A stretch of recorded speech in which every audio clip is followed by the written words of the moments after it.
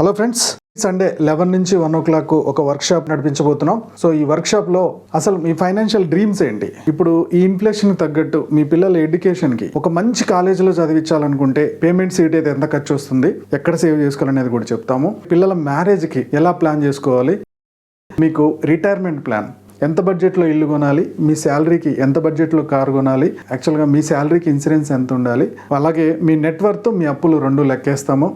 మీ బడ్జెట్లో ఏమన్నా అమౌంట్ మిగులుతుందా, ఆ మిగిలింది ఎక్కడ సేవ్ చేసుకోవాలి, ఒకవేళ అప్పులు ఉంటే అప్పుల నుంచి బయటపడడం ఎలా అనేది మీకు ఎక్స్ప్లెయిన్ చేయడం జరుగుతుంది. పార్ట్ టైం బిజినెస్, పెట్టుబడితో చేసే బిజినెస్లు ఏమున్నాయి, పెట్టుబడి లేకుండా ఏమేం చేయొచ్చు, 18 రకాల జాబులు ఏమున్నాయి అనేది ఎక్స్ప్లెయిన్ చేస్తాము. ఈ ఫైనాన్షియల్ క్యాలిక్యులేషన్స్ అంతా మీకు ఎవరైనా ఒక ఫైనాన్షియల్ అడ్వైజర్ చేసి ఇవ్వాలంటే బయట 8,000 తీసుకుంటారు, మనం 499 రూపీస్కే ఈ ఫైనాన్షియల్ ప్లానింగ్ ఇస్తాము.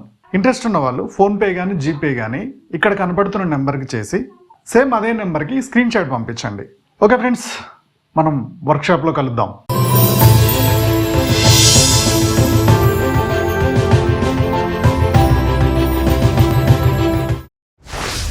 నా క్లాస్కి అటెండ్ అయిన చాలామంది క్లయింట్స్ అడుగుతున్న క్వశ్చన్ ఏంటంటే, సార్ కొత్త కారు తీసుకోవాలా, పాత కారు తీసుకోవాలా?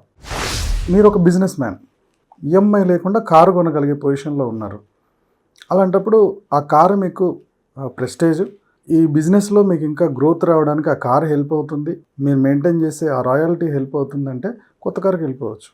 కానీ ఒక మిడిల్ క్లాస్ మ్యాన్ జాబ్ మీద ఆధారపడ్డాడు, ఓ సాఫ్ట్వేర్ ఇంజనీరో లేకపోతే ఒక 1 lakh శాలరీ, 50,000 శాలరీ వస్తున్న ఒక పర్సన్, ఈ పర్సన్ కొత్త కారు తీసుకోవాలా పాత కారు తీసుకోవాలనుకుంటే ఆల్రెడీ నీకు వస్తున్న శాలరీకి ఈఎంఐలు ఫిక్స్డ్, ఇంటి ఖర్చులు ఫిక్స్డ్, పిల్లల ఎడ్యుకేషన్ ఖర్చులు ఫిక్స్డ్. ఓకే, మళ్ళీ ఈ టైంలో ప్రెస్టేజ్కి వెళ్ళిపోయి కొత్త కారు తీసుకోవడం, ఇది ఎంతవరకు కరెక్ట్? నువ్వు ఒక శాలరీ పర్సన్ అవి ఆల్రెడీ 50-60% లోన్లు ఖర్చులన్నీ వెళ్ళిపోతున్నాయి, మళ్ళీ కొత్త బర్డెన్. నీకు కొత్త కారు కావాలో పాత కారు కావాలనేది ఒక ఫార్ములా ప్రకారం డిసైడ్ అవ్వాలి. నువ్వు నెలకి ఎంత సంపాదిస్తున్నావు ఇంటూ 6 నెలల ఇన్కంలోనే నీకు కారు ఉండాలి. అది కొత్తది వస్తుందో పాతది వస్తుందో డిసైడ్ అవ్వు. నువ్వు నెలకు 1,00,000 రూపాయలు సంపాదిస్తుంటే 6 లక్షల్లో నీ కార్ బడ్జెట్ ఉండాలి. నువ్వు నెలకి 50,000 సంపాదిస్తుంటే 3 లక్షల్లో నీ కార్ బడ్జెట్ ఉండాలి. కొత్తదా పాతదా ఇక నువ్వు డిసైడ్ అయిపోవాలి. Rule number 1. లేదు సార్, నాకు 1,00,000 రూపాయలే వస్తుంది, 6 నెలల బడ్జెట్లో నేను కాదు, నేను 8 lakhsకి లోన్ వెళ్తా అనుకున్నావా? కొత్త కారే కావాలి నీకు. కొత్త కారుకి వెళ్తే ఏం జరుగుద్ది? కొత్త car 8 lakhs, 1.5 lakh down payment కట్టావు, 6.5 lakh లోన్కి వెళ్ళావు, యావరేజ్గా 12% 13% రేట్ ఆఫ్ ఇంట్రెస్ట్ వేసుకున్నా 14,000 పర్ మంత్, 7 yearsకి ఈఎంఐ వెళ్ళిపోద్ది. ఒక పక్క కారు మెయింటెనెన్స్, సర్వీసు, ఇంకో ఈఎంఐ కట్టుకుంటూ వెళ్ళిపోతున్నావు. నువ్వు కొన్న తెల్లారి నుంచి కారు వాల్యూ పడిపోతూ ఉంది. ఇదే 14,000 ఈఎంఐని పాత కారు తీసేసుకున్నావు, కొత్త కారు కడుతున్న ఈఎంఐ అవుతుందో అది ఎస్ఐపి చేసుకుంటే ఇదే 7 yearsలో 17-18 lakhs అవుతుంది. లేదు, నువ్వు కట్టుకొని పోతున్న ఈఎంఐ ఉంది కదా, ఎక్స్ట్రా 3.5 lakhs ఇంట్రెస్టే కట్టేసి ఉంటావు. సో ఒక పక్కేమో కారు వాల్యూ తగ్గింది, నీ ఇంట్రెస్ట్ ఎక్స్ట్రా కట్టేసావు. సో ఎవరు తిన్నట్టు, ఎక్కడికి పోయింది నీ ప్రెస్టేజ్? 3.5 లక్షలు లాస్ అయినా పర్లేదా? లేదు, రీజనబుల్గా ఆలోచిస్తావా? నీ శాలరీలో 6 lakhs అన్నా కదా, వీలైతే 3-4 lakhsలోనే సెకండ్ హ్యాండ్ కార్కి వెళ్ళు. సెకండ్ కార్ అయితే మళ్ళీ మెయింటెనెన్స్ ఎక్కువ వస్తుంది కదా. ఓకే, 2-3 yearsకే కార్ అమ్మేటోళ్ళు ఉంటారు, సర్వీస్ పర్ఫెక్ట్గా చేసిన వాళ్ళు ఉంటారు.